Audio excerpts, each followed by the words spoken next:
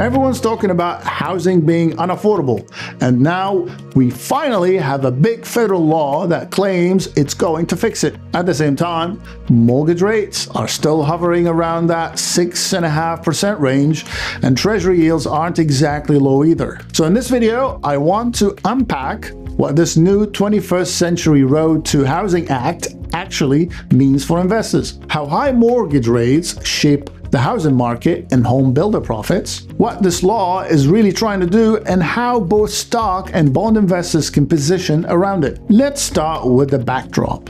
Right now, we are in this strange world where home prices never really crashed the way some people expected. Mortgage rates are still around 6.5%, which is a big jump from the 3% world people got used to. And the 10-year Treasury yield is still elevated, which keeps borrowing costs high across the board. For a typical US buyer, that means the monthly payment is the real villain, not just the sticker price. So affordability is getting squeezed from both directions. Prices that never came down enough and rates that never came down at all. That's the problem this new housing law is trying to be the hero for. The 21st Century Road to Housing Act is basically Washington saying, we cannot control every mortgage rate move, but we can try to nudge the system. Without getting lost in legal jargon, most of these big housing bills tend to focus on a few themes. Incentives or subsidies to boost supply, more buildings, more units, sometimes with strings attached, support for lower and middle class income buyers through down payment assistance or tax credits, tweaks to zoning, permitting, or financing rules to try to speed up construction or make rental projects more viable. Here's the key. Laws like this rarely change things overnight. They're more like a slow-moving tide than a tsunami. The impact shows up over years, not weeks. For investors, that's actually good news.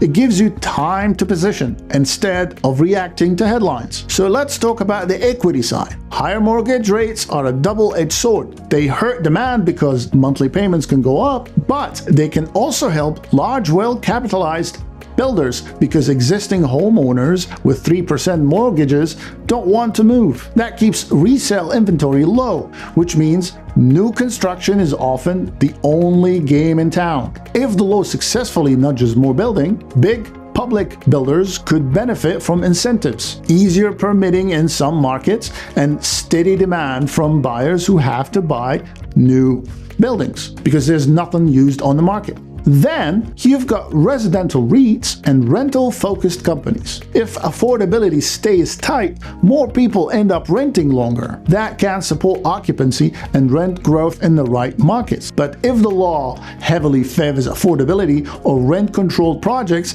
it can also cap upside in certain segments. Don't forget the picks and shovels here. Building materials, home improvement retailers, infrastructure companies that literally pour the concrete and lay the pipes. They may not get the headlines, but they participate in any sustained building cycle. Now, for bond investors, housing isn't just a side story, it is baked into the structure. When mortgage rates stay high, prepayments slow down because people do not refinance. That extends the duration of an MBS or mortgage-backed security, which can make them more sensitive to rate moves. But it can also mean higher yields for investors willing to take that extension risk. If the housing law succeeds in nudging more lending to certain segments, that can change the mix of mortgages feeding into MBS markets over time. Banks hold a lot of mortgages and related exposures. High rates plus a tight housing market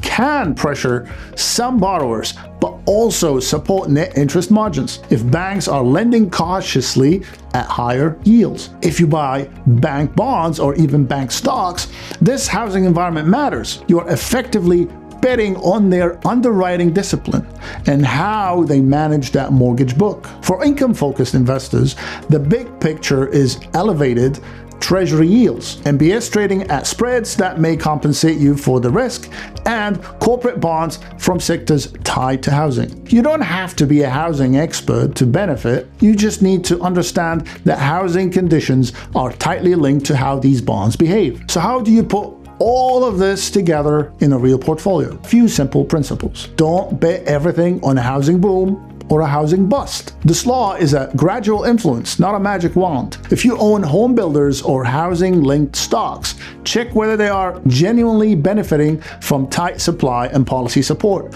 or whether you are just chasing a chart. On the bond side, look at how much of your fixed income exposure is directly or indirectly tied to housing, via MBS, banks, or REIT debt, and decide if that's intentional or just an accidental side effect. Most importantly, remember that laws and rates will keep changing. The investors who tend to win over time are the ones who stay diversified, understand the big forces like housing and yields, and adjust gradually instead of swinging from one extreme to the other. If you found this helpful and want more data-driven breakdowns of how markets work, not just the headlines, and if you're tired of hot takes and want markets with actual math, hit subscribe and let the algorithm know you prefer facts over vibes.